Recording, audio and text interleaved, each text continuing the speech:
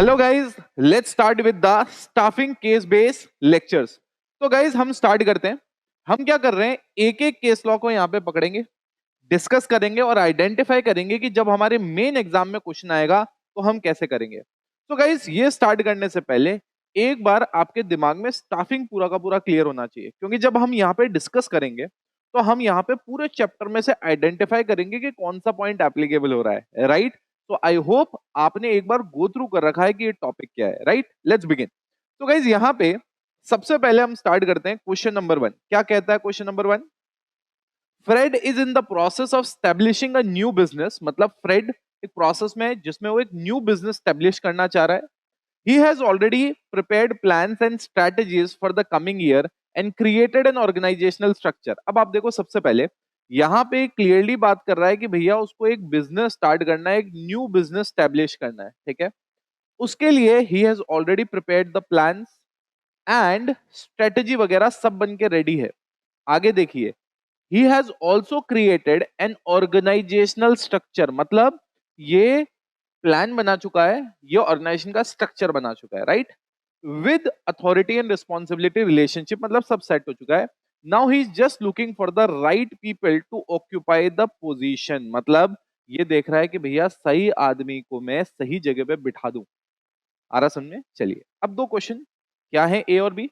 Which function of management is Fred performing? यहाँ पे Fred कौन से फंक्शन की बात कर रहा है गाइज यार? अब अगर हमने स्टाफिंग रिवाइज कर रखा है और स्टाफिंग का ही कर रहे हैं तो वैसे तो यहाँ पे आइडेंटिफाई करना बड़ा ऑब्वियस हो जाता है कि यार ये फंक्शन स्टाफिंग है। बट फिर भी आपको समझ में आना चाहिए कि प्लान हम लोग बना चुके हैं।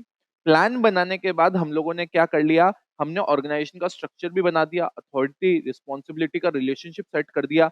अब हमें क्या करना है, सही आदमी को सही जगह बिठाना है। तो यहाँ पे जिस फंक्शन की बात हो रही है मेरे प्यारे बच्चों, यहाँ पे बात हो रही है स्टाफिंग की। यहाँ पे किसकी बात हो रही है मेरे प्यारे लाडलों? स्टाफिंग की यहाँ पे बात हो रही है। क्लैरिटी है? Now what is the significance of this function? अब now what is the significance, मतलब अगर कोई तुमसे पूछे स्टाफिंग करना क्यों जरूरी है तो आप उसको ये सारे के सारे लॉजिक दे पाओ, राइट। तो इंपॉर्टेंस क्या है, स्टाफिंग करनी क्यों चाहिए? तो गाइज हमने हर एक चैप्टर में हर एक एक चीज का, जब मैंने चैप्टर पढ़ाया था, सारे सारे निमोनिक्स बना रखे हैं ताकि आपको एग्जाम में याद करने में कोई प्रॉब्लम ना आए। तो फटाफट आ जाओ, क्या है यहाँ पे? यहाँ पे है छुटकी, Raju opened Sarafa bazaars map. याद आ रहा है? अरे यार, छुटकी और राजू उन दोनों ने मैप खोला और मैप पे लोकेट करने लगे शराफा बाजार। शराफा बाजार क्या है? इंदौर में खाने की फेमस जगह है। तो भैया छुटकी Raju open Sarafa bazaars map. आगे आपको पता है स्टोरी फिर पूरी की पूरी कनेक्ट होती है कि फिर ये लोग इंदौर जाते हैं, सब जाते हैं, वो हमने चैप्टर में पढ़ा है। हम यहाँ पे ये स्टार्ट करना चाह रहे हैं, समझना चाह रहे हैं कि इंपॉर्टेंस क्या है। तो सबसे पहले आप मुझे बताओ, अगर मैं यहाँ पे सी इंपॉर्टेंस की बात करूं तो यहाँ पे क्या है? Competent personal. मतलब अगर आप स्टाफिंग करते हो तो आपको कॉम्पिटेंट लोग मिलते हैं। आ रहा समझे? When we talk about R, R मतलब right people for the right job. मतलब सही आदमी सही जगह के लिए आपको मिलेगा। जब आप अपने ऑर्गेनाइजेशन में स्टाफिंग करते हो तो आप ऑप्टिमम यूटिलाइजेशन ऑफ रिसोर्सेस करते हो। क्या करते हो मेरे प्यारे लाडलो? ऑप्टिमम यूटिलाइजेशन ऑफ रिसोर्सेज आप करते हो। आप अपने रिसोर्सेज का जबरदस्त, मतलब बढ़िया तरीके से आप क्या करते हो, उसका उपयोग करते हो। ह्यूमन रिसोर्सेज की बात हो रही है। उसके बाद में when we talk about S, S मतलब जब आप स्टाफिंग करते हो, it means you are training people, you are developing people. तो इन शॉर्ट आप आज अपने लोगों को फ्यूचर रोल के लिए रेडी कर रहे हो। मतलब you are doing succession planning. And then M is, जब आप इतना सब कुछ करते हो तो मोरल ऑफ एम्प्लॉयज तो बढ़ेगा ही बढ़ेगा ना मेरे प्यारे लाडलों। तो अब आप मुझे बताओ, क्या आपके दिमाग में सेट है कि यहाँ पे क्या इंपॉर्टेंस आपको लिखनी है? So let's start with this. छुटकी राजू ओपन शराफा बाजार मैप। सी मतलब कॉम्पिटेंट पर्सनल, कि अगर आप स्टाफिंग करोगे तो आपको सही आदमी मिलेगा। आर मतलब you will find the right people for the right job. O मतलब आप ऑप्टिमम यूटिलाइजेशन कर पाओगे अपने ह्यूमन रिसोर्सेस का। सक्सेशन प्लानिंग, करंट लोग को भविष्य के लिए आप प्लान कर पाओगे, कल को कोई मैनेजर छोड़ के चला गया तो उसकी जगह वो टेक ओवर कर सके। एंड देन ये सब आप जब करोगे यार तो मोरल ऑफ द एम्प्लॉइज तो बढ़ेगा ही बढ़ेगा ना। सो आई होप पहला वाला क्वेश्चन आपके दिमाग में बिल्कुल सेट है अच्छे से। Let's start with question number 2। Let's start with question number 2। Question number 2 हमें क्या कहता है बच्चों, स्टार्ट करते हैं फटाफट। Sania is the HR head of ABC limited, मतलब सानिया एक एबीसी लिमिटेड कंपनी की एचआर हेड है। The organization has recently gone through a structural change. क्या हुआ उसमें, एक स्ट्रक्चरल चेंज हुआ। To be in line with the technological world, कि भैया हम टेक्नोलॉजिकल वर्ल्ड के आसपास आ जाएं, तो उन्होंने स्ट्रक्चर में अपने कुछ बदलाव किया ताकि बदलती हुई टेक्नोलॉजी के साथ वो भी एडजस्ट कर सके। As such there are many new position that have been created that needs to be occupied. On analyzing the staff record, it has come to her notice that some of the position can even be filled by existing staff. मतलब उसने देखा कि जब हम technological world के साथ match होने की कोशिश कर रहे हैं, कुछ एडवांसमेंट कर रहे हैं, तो हमारे यहाँ बहुत सारी जगह खाली हो रही है। अब इन नई खाली जगहों को भरने के लिए अब हमें लोग भी चाहिए। तो ये कह रही है, बोले यार इसने नोटिस किया कि ये जो कुछ नई जगह है, हमारा पुराना एग्जिस्टिंग स्टाफ भी क्या कर सकता है, फिल कर सकता है। क्लैरिटी है, चलिए देखते हैं। Which step of the staffing process is Sania performing? अब आप देखो, सबसे पहले क्वेश्चन को समझना बहुत जरूरी है। कई बार आप इसको देखोगे और आप प्रोसेस भूल जाओगे और आप डायरेक्टली आंसर लिखने की कोशिश करोगे, शायद ये इंटरनल रिक्रूटमेंट है। जबकि यहाँ पे सवाल क्या है, विच step of the staffing process. क्या इंटरनल रिक्रूटमेंट स्टाफिंग प्रोसेस का पार्ट है? क्या नहीं, रिक्रूटमेंट पार्ट है। तो सबसे पहले याद है, हम एस्टिमेट करते हैं मैन पावर रिक्वायरमेंट, उसके बाद हम क्या करते हैं, हम रिक्रूट करते हैं, फिर सिलेक्शन करते हैं। याद आ रहा है सारा का सारा प्रोसेस? तो गाइज ये किसका पार्ट है, किसकी बात हो रही है यहाँ पे स्टाफिंग प्रोसेस में, कि भैया ये कौन से स्टेप की बात कर रहे हैं? ये बात कर रहे हैं मेरे प्यारे बच्चों रिक्रूटमेंट की। किसकी बात कर रहे हैं, ये रिक्रूटमेंट। हाँ, अगर पूछ लेते रिक्रूटेड में से ये एग्जिस्टिंग स्टाफ वाली कौन सी बात है, तो आप कहते हैं यार ये इंटरनल ट्रांसफर की बात हो रही है, मतलब इंटरनल रिक्रूटमेंट की बात हो रही है, एक्सटर्नल की बात यहाँ पे नहीं हो रही है। हाँ, बट कुछ पोजीशन इंटरनल से फिल हो सकती है।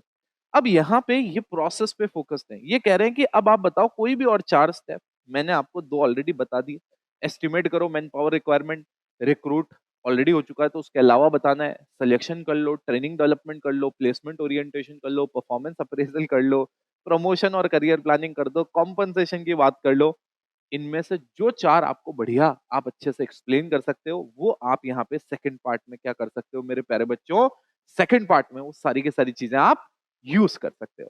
ठीक है, तो आई होप क्वेश्चन नंबर 2 भी आपके दिमाग में बिल्कुल क्लियर है कि आपको कैसे प्रोसीड करना है अगर एग्जाम में ऐसा क्वेश्चन आ जाए तो। Let's start with question number 3 now then. It is the year end at ABC limited, मतलब ये एबीसी लिमिटेड पे ईयर एंड है। The branch manager Khushi has requested each member of the staff to meet her so that she can evaluate individual performances against the preset standard। भैया उसने कहा branch manager ने कि भैया हमने प्रीसेट स्टैंडर्ड मतलब पहले सेट किया होगा किसका क्या का काम है, अब वो कह रहे हैं एक्चुअल तुम्हारी परफॉर्मेंस को जज करेंगे, एवेल्युएट करेंगे। बोले ठीक है यार। The employees are excited about this as the one who show promise in their performance get raises. इसका मतलब जिस आदमी ने अपने काम में बहुत बढ़िया करा होगा उसको ये लोग क्या करेंगे, सैलरी में इंक्रीमेंट भी देंगे और भी बेनिफिट्स उसको दे सकते हैं। अब आप देखिए क्वेश्चन कितना सिंपल है। विच step of the staffing process is being described here. अब आप देखो स्टाफिंग प्रोसेस तो बड़ा लंबा सारा है, तो आप मुझे बताओ कौन से वाले पार्ट की बात हो रही है। सबसे पहले क्या एस्टिमेट कर रहे हो आप मैन पावर रिक्वायरमेंट, यहाँ पे क्या आप रिक्रूट कर रहे हो, सेकंड पार्ट कर रहे हो, क्या आप सेलेक्ट कर रहे हो, क्या आप प्लेसमेंट ओरिएंटेशन दे रहे हो, क्या आप ट्रेनिंग डेवलपमेंट दे रहे हो, क्या नहीं ना। बट क्या मैं कह सकता हूँ यहाँ पे परफॉर्मेंस अप्रेजल हो रहा है, चेक करा जा रहा है कि उनकी performance against the preset standard कैसी थी। तो भैया यहाँ पे परफॉर्मेंस अप्रेजल की बात हो रही है, परफॉर्मेंस अप्रेजल की यहाँ पे बात हो रही है। क्लैरिटी है। तो सबसे पहले तो which step of the staffing process is being discussed here, performance appraisal. Now explain other 2 steps that are connected with this one. भैया इसके अलावा 2 और कौन से स्टेप हैं जिससे कनेक्टेड है? सिंपल सा फंडा है, इससे 2 कनेक्टेड है ना, प्रमोशन एंड करियर प्लानिंग। उसके अलावा सेकंड जो कनेक्टेड है वो है कॉम्पनसेशन, क्योंकि आपकी जब परफॉर्मेंस अप्रेजल होगी उसी हिसाब से तो आपको प्रमोशन या करियर प्लानिंग दी जाएगी, उसी के हिसाब से आपका कॉम्पनसेशन डिसाइड होगा। तो इससे ये दोनों के दोनों कनेक्टेड है। गाइस अब आप देखो समझना कितना इंपॉर्टेंट है, अदरवाइज ये केस बेस्ड डिस्कशंस में आपको पता ही नहीं पड़ेगा कि यार आप तो डायरेक्टली सारे प्रोसेसेस वो दिमाग में शायद याद करके आ जाओ, बट एग्जाम में ऐसा क्वेश्चन आया इनडायरेक्ट, तो उसको क्रैक करने के लिए पहले ऐसे क्वेश्चन आपके प्रैक्टिस किए हुए होने चाहिए। Let's start with question number 4। Let's start with question number 4। The HR department of ABC, the HR department of APZ is looking for a new head of finance department. भैया new head of finance department for their organization. For their what beta? Organization. They have considered the many ways in which this could be performed and have decided to liaison with the universities to help them find candidates. और इन्होंने कहा कि भैया universities के कि भैया हमारे को कैंडिडेट्स मिलना स्टार्ट हो जाए, ऐसे हम टाई अप करना चाहते हैं। They feel that this is a good opportunity to introduce a fresh talent. मतलब यहाँ पे क्या हो रहा है, फ्रेश टैलेंट आप इस तरीके से क्या कर पा रहे हो, आप इंट्रोड्यूस कर पाओगे अपनी ऑर्गेनाइजेशन में। Now let's try to understand which aspect of staffing is being discussed in the above case। मतलब यहाँ पे staffing के कौन से aspect की बात हो रही है यार, यहाँ पे रिक्रूटमेंट की बात हो रही है ना, ताकि लोगों को बुलाया जाए कि आओ यार अगर तुम में टैलेंट है तो हमें दिखाओ, ताकि हम तुम्हें बाद में सेलेक्ट कर सके हमारे प्रोसेस के through. Am I making sense? चलिए, what are the different sources which can be used for this aspect of staffing function? Explain the merit and demerit of each source। आप मुझे बताओगे क्या, थोड़ा सा इसमें से दिमाग लगा के आप मुझे बताओगे क्या कि डिफरेंट कौन से सोर्सेज होते हैं? मतलब ये जो यहाँ पे डिस्कस हुआ है स्टाफिंग का फंक्शन, यहाँ पे कौन से यहाँ पे सोर्सेज हैं जिनके थ्रू हम यहाँ पे क्या कर सकते हैं, हायरिंग कर सकते हैं। तो सोर्स तो आप जानते ही हो, दो ही सोर्स हैं, एक इंटरनल सोर्स और एक एक्सटर्नल सोर्स। इंटरनल मतलब ऑर्गेनाइजेशन के अंदर से जब हम हमारी रिक्वायरमेंट फिल करने की कोशिश करते हैं, एक्सटर्नल मतलब ऑर्गेनाइजेशन के बाहर से। क्लैरिटी है? चलिए, तो गाइज अब अगर मैं आपसे बात करूं, यहाँ पे अब दो इंपॉर्टेंट चीज है, मेरिट्स एंड डिमेरिट्स। तो गाइज जैसे हम यहाँ पे स्टोरी की बात करते हैं बार बार, तो अब आप देखो हमने यहाँ तक की स्टोरी तो पहले देख ही ली थी, मेन क्लास में तो सब पढ़ा ही, यहाँ वापस याद हो रहा है। मैंने कहा छुटकी राजू ओपन शराफा बाजार में। शराफा बाजार मतलब भैया शराफा बाजार जगह है ना इंदौर में, खाने पीने का सामान मिलता बढ़िया। चलिए, अब मैंने कहा यहाँ पे अब आप देखो क्या है आगे कोड, अब आगे है CST से, क्या बोला यहाँ पे, CST से फिर सब लोग इंदौर निकले। क्या बोला मैंने? CST से फिर सब लोग, अरे CST स्टेशन है ना बॉम्बे में, छत्रपति शिवाजी टर्मिनल, तो वहां से सब लोग क्या हुआ, इंदौर निकले। क्लैरिटी है? ये क्या है, ये कोड है बेटा, ये कोड है मेरिट्स प्लस डीमेरिट्स किसके, इंटरनल सोर्सेस के। किसके बेटा? इंटरनल सोर्सेस के लिए क्या है, कोड है। क्लैरिटी है? चलिए गाइस, तो देखते हैं फटाफट इसको। देखिए अब मैंने कहा यहां पे अगर आप इंटरनल सोर्स यूज करते हैं, एक रिक्रूटमेंट के लिए इंटरनल सोर्स यूज करते हैं, तो सबसे पहले चीपर सोर्स है वो यार। दूसरा सिंपल है, ज्यादा कोई टेंशन वाली बात नहीं है, आपकी ऑर्गेनाइजेशन में से ही तो लोगों को उठाना है। आ रहा समझ में? तो इसमें क्या होता है, ये एक बहुत ही सिंपल तरीका है। Then training of the employee भी हो जाती है इससे यार। जब आप इंटरनली एक जगह से दूसरी जगह आदमी को डालते हो तो ऑटोमेटिकली वो ट्रेन होता है डिफरेंट डिफरेंट रोल्स के लिए। Then next is S. S मतलब क्या है, ऐसे कोई डिपार्टमेंट है आपके पास जहां रिक्वायरमेंट से ज्यादा लोग काम कर रहे हैं, तो ये एक तरीका हो सकता है कि सरप्लस जहां पे है वहां से उन डिपार्टमेंट में या उन पार्ट में आप ट्रांसफर कर दो जहां डेफिसिट है। तो ये एक तरीका इसके लिए भी हो सकता है। एंड देन नेक्स्ट इज जब आप इंटरनली ही लोगों को एक जगह से दूसरी जगह लेके जाते हो तो उनका भी मोटिवेशन बढ़ता है कि यार बाहर से किसी आदमी को लाके ना मौका नहीं दिया जा रहा है, हम जो यहाँ पे लोग हैं ना उन्हीं को यहाँ पे क्या दिया जा रहा है, मौका दिया जा रहा है काम करने का। क्लैरिटी है? चलिए, तो ये सारे के सारे मेरिट्स थे अगर आप इंटरनल सोर्स यूज करते हो तो। Let's start with the external source. Let's start with the demerits of internal sources. तो जब मैं इंटरनल सोर्सेस के डीमेरिट्स की बात करता हूं तो सबसे पहला है फ्रीक्वेंट ट्रांसफर। अगर फ्रीक्वेंट ट्रांसफर हो रहे हैं तो डोंट यू थिंक प्रोडक्शन कम हो जाएगा? आदमी एक डिपार्टमेंट में जाएगा, थोड़ा काम करेगा, जैसे ही वो थोड़ा काम करेगा उसके बाद क्या लगेगा उसको कि मैं नए डिपार्टमेंट में जा रहा हूं, फिर वहां काम सीखेगा, फिर वहां थोड़ा काम करेगा, फिर वहां से क्या हो जाएगा, शिफ्ट हो जाएगा। तो अल्टीमेटली इससे क्या होगा, जब आप बार बार उसको फ्रिक्वेंटली ट्रांसफर देते रहोगे तो ऑटोमेटिकली उसका जो आउटपुट है वो भी क्या हो जाएगा, कम हो जाएगा। तो जैसे ही आप फ्रीक्वेंट बार बार आप ट्रांसफर करते हो, ऑटोमेटिकली इसका इम्पैक्ट किस पे होता है, प्रोडक्शन पे भी आपके होता है। देन दिमाग में सेट हुआ ये। Let's start with the S. अगर मैं आपसे बात करूं तो स्पिरिट ऑफ कंपटीशन भी तो चली जाती है ना। अगर ऑर्गेनाइजेशन में ये पता है कि यार हम लोगों में से ही किसी को आगे बढ़ाया जाएगा, तो अब नाउ दे आर रिलैक्स कि यार हम में से किसी को मौका मिल रहा है, तो वो शायद इतनी मेहनत ना करें, कंपटीशन वाली फीलिंग ना हो कि कोई बाहर से आएगा और वो इन पोजीशन को ऑक्यूपाई कर सकता है। बट उनको पता है कि हमारी ऑर्गेनाइजेशन में इंटरनल सोर्स ही यूज होता है, तो स्पिरिट ऑफ कंपटीशन भी क्या होता है, चले जाता है। Then next is L. L मतलब लेथार्जिक। जब पता है लेथार्जिक मतलब हो जाते हैं, ठीक है जो हो रहा है ठीक है, कुछ नया करने की कोशिश नहीं है, कुछ इनोवेट करने की कोशिश नहीं है, क्योंकि उनको पता है मौका तो हमें ही मिल रहा है। Next is less induction of fresh talent. भैया आपने एक बार टैलेंट अक्वायर कर लिया, आपकी ऑर्गेनाइजेशन एक पूरे सीक्वेंस में चल रही है।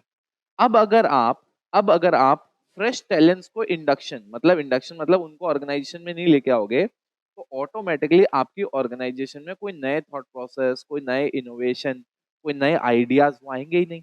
तो इसलिए हमें इंडक्शन क्या करना है, फ्रेश टैलेंट्स का इंडक्शन जो है वो रुक जाएगा अगर हम इंटरनल सोर्सेस को यूज करेंगे। And then is the N. N मतलब अरे यार न्यू ऑर्गेनाइजेशन तो बेचारी इस मेथड को यूज ही नहीं कर सकती, क्योंकि उसके पास तो पुराना कोई स्टाफ ही नहीं है, तो उनमें से वो कैसे आगे बढ़ाएगा। तो आई होप आपके दिमाग में क्लियर है कि जब हम बात करते हैं इंटरनल सोर्सेस का, तो उसके क्या मेरिट्स हैं और उसके क्या डीमेरिट्स हैं। आई होप आपके दिमाग में ये बहुत ही अच्छे से और बढ़िया तरीके से सेट हो गया होगा। चलें, तो गाइज यहाँ तक का एक बार कोड बता दो मुझे फटाफट। ऊपर क्या था, चुटकी राजू ओपन शराफा बाजार मैप। फिर क्या है, सीएसटी से, क्या बोला, सीएसटी से फिर सब लोग इंदौर निकले कि भैया शराफा बाजार जाना है अब हमें खाने पीने। तो उन्होंने सीएसटी से ट्रेन पकड़ी होगी, फिर सब लोग इंदौर निकले। आई होप आपके दिमाग में सेट है। इसी के आगे कोड करके एक्सटर्नल सोर्सेस का भी अपन आगे कंटिन्यू करेंगे। सो गाइज यहां तक करने के बाद अब हम चलते हैं एक्सटर्नल सोर्सेस पे। किस पे चलते हैं हम, एक्सटर्नल सोर्सेस पे। एक्सटर्नल सोर्सेस पे हम जब चलेंगे तो एक्सटर्नल सोर्सेस में हमें क्या मिलेगा गाइस, हमें अगेन वापस वही डिमेरिट्स मेरिट्स बताने हैं। तो ये मेरिट्स और डिमेरिट्स अपन लोग ले लेते हैं। अब क्या हुआ, जैसे कोड अपना चल ही रहा है, आपको पता ही है कि वो ट्रेन से निकले भैया, अब इंदौर जाना है। अब इंदौर में जब ट्रेन में चलने लगे तो लोग आ रहे हैं, वो कह रहे हैं इंदौर के पोहे ले लो, ये ले लो, वो ले लो। तो राजू बिल्कुल गुस्सा हो गया। राजू ने कहा, बोले यार हम ये सब खाने इंदौर जा रहे हैं और जब ट्रेन में ये सब मिल रहा है तो वहां क्यों चले। मतलब उसको ऐसा लॉजिकली उसका दिमाग क्या हुआ, वहां पे थोड़ा सा शॉर्ट सर्किट हो गया। तो इसका मतलब आई होप अब आपको याद रहेगा। अब जब ट्रेन में ये सब आता देखा तो उसने कहा भाई फिर क्यों वहां चलें। आ रहा समझे भाई, वो इंदौर निकल तो गए बट रास्ते में जब हुआ तो उसने कहा भैया हम फिर क्यों वहां चलें जब सब सामान यही मिल रहा है। तो फिर क्यों वहां चले। फिर बाकी ने समझाया, अरे यार दोस्त चल ले यार। क्या बोला, दोस्त चल ले यार साथ, क्या प्रॉब्लम है। चलिए अब देखते हैं अपन एक एक को। सबसे पहले जब आप एक्सटर्नल सोर्सेज पे हो, मतलब ऑर्गेनाइजेशन के बाहर से आप टैलेंट को लेके आ रहे हो, इसका मतलब अगर आपके पास इस तरीके से आपके पास फ्रेश टैलेंट भी आएगा। क्या आएगा मेरे प्यारे लाडलों, फ्रेश टैलेंट भी आपकी ऑर्गेनाइजेशन में फ्लो करेगा। अब आगे बढ़ते हैं। Next is Q. क्यू मतलब है क्वालिफाइड पर्सनल। क्या बोला मैंने, क्वालिफाइड पर्सनल। अब आपको जो क्वालिफाइड है, क्योंकि अब आपके पास क्या है, पूरी दुनिया है यार, जहां से बढ़िया लगे आदमी वहां से उठाओ। तो इट इज नॉट समथिंग कि आपके ऑर्गेनाइजेशन से मिलेगा, आपको बाहर से भी और ज्यादा बेटर क्वालिफाइड लोग भी मिल सकते हैं। अरे यार आपके पास एक वाइडर चॉइस भी होगी। क्या होगा, एक वाइडर चॉइस भी होगी। आपकी टीम में कंपटीशन भी रहेगा कि सीख सीख के आगे बढ़ना है, नहीं तो बाहर से कोई आएगा और प्रमोशन लेके चला जाएगा। क्लैरिटी है। चलिए उसके बाद डिमेरिट्स। डिमेरिट्स तो पहले फटाफट मेरिट सारे आपको क्लियर है, दिमाग में सेट है। चलिए सो अब स्टार्ट करते हैं डिमेरिट। डिमेरिट्स में सबसे पहले डी ही आता है, जो कह रहा है भैया डिससेटिस्फेक्शन। मतलब जो आपका स्टाफ है उसमें डिससेटिस्फेक्शन हो जाएगा कि यार हम इतने सालों से यहाँ पे हैं और प्रमोशन लेने की बारी आई वो बढ़िया डिपार्टमेंट में ट्रांसफर होने की बारी आई तो किसी और को मिल गया।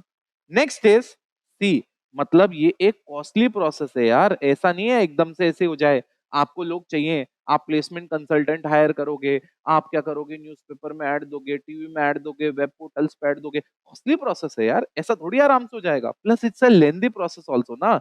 इंटरनल में तो क्या, ऑर्गेनाइजेशन में ही हो यार, आसान है आइडेंटिफाई करना, इवेल्युएट करना, हायर करना। यहाँ पे लेंथी प्रोसेस है, पूरा का पूरा सिलेक्शन का प्रोसेस होता है, then you hire. So I hope guys, अब आप फटाफट मुझे बताओ, क्या आपने डिफरेंट सोर्सेज देख लिए, इंटरनल एक्सटर्नल?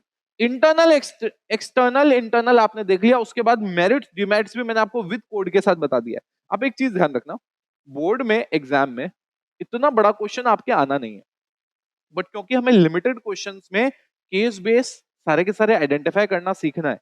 हाँ, आपके जैसे 1 to 3 जितने क्वेश्चंस है उतने बड़े तो आराम से आ सकते हैं, इसमें से डेफिनेटली एक ना एक पार्ट कम होगा। सो डोंट बी स्केर्ड कि सर इतना बड़ा आ गया तो हम कैसे लिखेंगे। Do not worry at all, आपका लेंथ उसी हिसाब से आएगा जितने मार्क्स का आपका क्वेश्चन होगा, डोंट वरी अबाउट इट, ठीक है। Which method is being used by ABC Limited? Explain one more method under the same source. आप मुझे बताओ, यहाँ पे ये क्या कर रहा है, ये यूनिवर्सिटीज से साथ जाके टाई अप कर रहा है यहाँ पे। तो कैन आई से दैट यहाँ पे जो बात हो रही है मेरे प्यारे बच्चों, वो कैंपस रिक्रूटमेंट की बात हो रही है। किसकी बात हो रही है? कैंपस रिक्रूटमेंट की बात हो रही है, कि आप कैंपस में जाओगे और आप रिक्रूटमेंट करके आओगे। क्लैरिटी है, दिमाग में सेट है what I am trying to say, पक्का? और दूसरा सोर्स बता दो। अरे यार, प्लेसमेंट एंड मैनेजमेंट कंसल्टेंट हो गया यार, वो भी एक सोर्स हो गया आपके लिए। एक्सटर्नल में तो बहुत सारे हैं, वेब पोर्टल हो गया, ऐड हो गया। आ रहा समझे, दिमाग में सेट है मैं क्या कह रहा हूँ? तो आई होप आपके पूरा का पूरा ये वाला क्वेश्चन दिमाग में सेटअप हो गया होगा, कि हमने कैसे इसको सॉल्व किया और कैसे दिमाग में याद भी रखने हैं point. Let's start with question number 5। क्या कहता है question number 5? There is a position of sales representative that needs to be filled on urgent basis at Shreyas clothing store. मतलब यहाँ पे एक जगह है, पोजीशन है जो खाली है, अर्जेंट बेसिस पे हमें क्या करना है, फिल करना है। As such, Shreyas has asked all his employees to inform him of any friends और रिलेटिव्स। मतलब ये कह रहा है, यार तुम्हारा कोई फ्रेंड हो, कोई रिलेटिव हो, तो हमें बताना। इसका मतलब वो रिकमेंडेशन मांग रहा है। क्या मांग रहा है? Recommendation from the employee that might be suitable for the job. He has also put together a job profile for the same and uploaded it on the internet and other platforms which connect job seekers to employer. मतलब यहाँ पे ये recommendation की बात हो रही है, कि recommend करवा रहा है लोगों से। यहाँ पे बात हो रही है वेब पब्लिशिंग की। यहाँ पे किस चीज की बात हो रही है मेरे प्यारे बच्चों? वेब पब्लिशिंग की यहाँ पे बात हो रही है, कि वेब में पब्लिश कराने की यहाँ पे पूरी की पूरी कहानी हो रही है, ठीक है। चलिए, now which source of recruitment is Shreyas using? अब आप देखो रिक्रूटमेंट मेथड। अब यहाँ पे सबसे पहले सोर्स, सोर्स कौन सा यूज कर रहा है? External source. एक्सटर्नल सोर्स में मेथड कौन सा यूज कर रहा है? Recommendation and web publishing. दिमाग में सेट है? चलिए, अब ये कह रहे हैं कि यार कोई भी और 5 अदर बता दो। आरासन में इसी टाइप में से, मतलब एक्सटर्नल में से ही और बता दो। अब जब मैं बच्चों से पढ़ाते हुए पूछता हूँ, यार बताओ एक्सटर्नल सोर्स में कितने होते हैं, बच्चा कहता है 10 है सर, बट वो याद नहीं होते। तो मैंने आप लोगों को याद रहे इसलिए मैंने इसको क्या किया, 3 पार्ट में बाइफरकेट कर दिया। मैंने कहा जो भी एक्सटर्नल सोर्सेज हैं मेरे प्यारे लाडलो, जो भी एक्सटर्नल सोर्सेज हैं, हमने इसको बाइफरकेट किया। और हमने कहा यार एक्सटर्नल में भी आप 3 मन में बना लो, ये बुक में नहीं दे रखे, ये मन में, ताकि आपको याद आ जाए 10। नहीं तो 10 एकदम से ऐसे याद आना मुश्किल होता है। तो सबसे पहले है एडवर्टाइजमेंट, उसके बाद बाहर की एजेंसी, और उसके अलावा और बाकी कौन से इसमें सोर्स हो सकते हैं। सबसे पहले आप एडवर्टाइजमेंट जब कर रहे हो, या तो ऐड आप प्रिंट मीडिया में और कहीं कर सकते हो, या फिर आप टीवी पे ऐड दे दो, या फिर आप वेबसाइट वगैरह पे पब्लिश करवा दो। जैसे इस वाले केस में इसने वेब पब्लिशिंग यूज किया है। तो एडवर्टाइजमेंट में हमारे पास 3 है, ऐड नॉर्मल प्रिंट मीडिया वगैरह, एक ऐड ऑन टीवी, एक वेब पब्लिशिंग। आ रहा समझ में? उसके बाद आउटसाइड एजेंसी, मतलब ये लोग एजेंसियां हैं, इनके पास हम जाते हैं और इनसे हम डेटा लेते हैं जिससे हम शायद हायर कर सकें। तो सबसे पहले हमारे पास है एम्प्लॉयमेंट एक्सचेंज। मतलब एम्प्लॉयमेंट एक्सचेंज मतलब ये गवर्नमेंट ने बना रखे होते हैं बहुत बार, और गवर्नमेंट जो भी बेरोजगार आदमी होता है, मतलब लोअर क्लास का आदमी, वो जाके यहाँ पे लिखवाता है। इससे क्या होता है कि उनको जो लो प्रोफाइल जॉब्स होते हैं, जैसे मान लो कोई ड्राइवर है, कोई काम करने के लिए छोटी मोटी जॉब देख रहा है, वो सब लोग यहाँ थे। तो आप यहाँ से भी जाके डेटा ला सकते हो, या फिर आप प्लेसमेंट एजेंसी या मैनेजमेंट कंसल्टेंट के पास जा सकते हो, या कैंपस रिक्रूटमेंट जो यूनिवर्सिटीज के साथ टाइप किया था लास्ट क्वेश्चन में, या फिर लेबर कॉन्ट्रैक्टर। तो आउटसाइड एजेंसी में 4 हो गए। उसके अलावा अदर सोर्सेज में या डायरेक्ट रिक्रूटमेंट, अपने फैक्ट्री रेट पे लगा दो, आपको इतने मजदूर चाहिए, वैसे भी रिक्रूटमेंट हो सकता है। दूसरा, कैजुअल कॉलर्स, जो आपको नॉर्मली लोग कॉल कर रहे हैं, आपके पास वैकेंसी नहीं है बट आप लिख के रख रहे हो, जब वैकेंसी आएगी आप कॉल करोगे, वो भी एक सोर्स है। रिकमेंडेशन, आप अपने एम्प्लॉय से रिकमेंडेशन भी ले सकते हो इस क्वेश्चन में। इसीलिए क्योंकि मेरे दिमाग में 10 के 10 सेट थे, तो मैंने ये दोनों आइडेंटिफाई कर लिए। अब इसके अलावा देखो ना कितने सारे हैं, कोई भी 5 आप लिख लो यार, कोई भी 5 यहाँ पे आप लिख दो। आई होप आपके दिमाग में क्लियर है इस क्वेश्चन को आंसर कैसे करना है, राइट? चलिए, तो मैंने पूरा का पूरा क्वेश्चन आपके दिमाग में क्लियर कर लिया, हाउ टू अटेम्प्ट, एंड जो इसके पॉइंटर्स हैं उनको याद भी कैसे रखना है। चलिए guys, let's start with the next question. 6th question पे चलते हैं। Shahrukh has just finish conducting a round of interviews for a vacancy in marketing department in his organization. He used external sources of recruitment for this purpose as he felt that it was time to bring some fresh talent. External source use हुआ। क्यों हुआ external use? क्योंकि हमें fresh talent लेके आना था बेटा। Has received several application from the candidates with varied backgrounds and now has to choose the best. Now has to choose the best. सबसे पहले, which step of the organization staffing process we are talking about? We are talking about selection process. Recruitment के बाद क्या आता है? Selection. यहाँ पे आप सेलेक्ट करना चाह रहे हो। What steps does this process involve? Guys, 8 step he staffing में है, 8 स्टेप ही सिलेक्शन में है। क्या है? 8 स्टेप ही सिलेक्शन में। सबसे पहले प्रिलिमिनरी स्क्रीनिंग कर लो यार, टेस्ट रखवा लो, टेस्ट के बाद इंटरव्यू ले लो, रेफरेंस और बैकग्राउंड चेक कर लो, फिर आप डिसीजन बनाओ कि भैया सामने वाले को आपको हायर करना भी है या नहीं। फिर 6 मेडिकल एग्जामिनेशन कराओ, फिर जॉब ऑफर दो, फिर फाइनली एम्प्लॉयमेंट कॉन्ट्रैक्ट कर लो आप सामने वाले के साथ।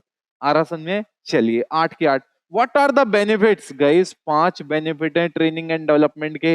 ये आप मुझे एक बार रीड मार के बताओगे क्या? तो आप जहां पे भी मेरा वीडियो देख रहे हो, वेदर ऑन यूट्यूब और ऑन द एप्लीकेशन, कहीं पे भी आप मेरा वीडियो देख रहे हो, आप ये 5 स्टेप मुझे कमेंट में लिख के दोगे कि सर ये 5 स्टेप्स होते हैं। क्लैरिटी है? चलिए, सो गाइज यहां तक हमारे दिमाग में सेट हो गया, यहां तक हमारे दिमाग में सेट हो गया कि कहां पे कैसे हमें करना है।